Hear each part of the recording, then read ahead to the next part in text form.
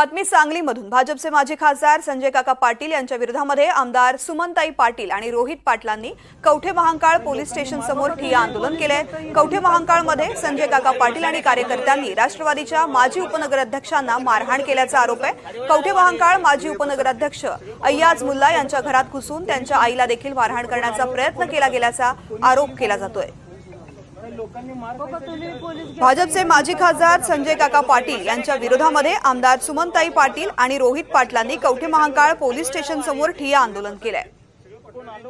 शरद सातपुते माझे सहकारी आपल्यासोबत आहेत। शरद, नेमकं काय घडलं या ठिकाणी? आता हे ठिय्या आंदोलन चालू आहे। आमदार सुमनताई पाटील आणि रोहित पवार यांचं आता रोहित पाटील यांचं आंदोलन सुरू आहे। काल रात्री जे राष्ट्रवादीचे इथले उपनगराध्यक्ष आहेत अय्याज मुल्ला म्हणून, यांना संजय काका आणि त्यांच्या कार्यकर्त्यांनी मारहाण केली असं रोहित पाटील आणि कार्यकर्त्यांचं म्हणणं आहे।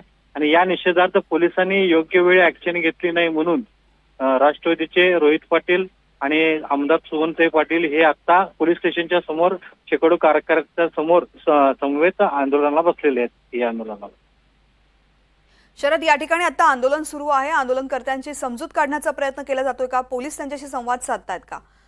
पोलीस संवाद साधतायत। याबाबत परस्पर तक्रार होण्याची सुद्धा शक्यता आता रोहित पाटला गटाकडून तक्रारीचं काम सुरू आहे। आणि रोहित पाटलांची काही वेळातच आता पत्रकार बैठक होणार आहे। त्यात ते पूर्ण माहिती खुलासा करणार आहेत, नेमका प्रकार काय झाला होता आणि आता पुढची भूमिका काय असणार आहे त्यांची, याचा खुलासा होणार आहे। निश्चित या संदर्भातली अधिक माहिती जाणून घेऊ। तुर्तास धन्यवाद संपूर्ण सविस्तर माहितीसाठी।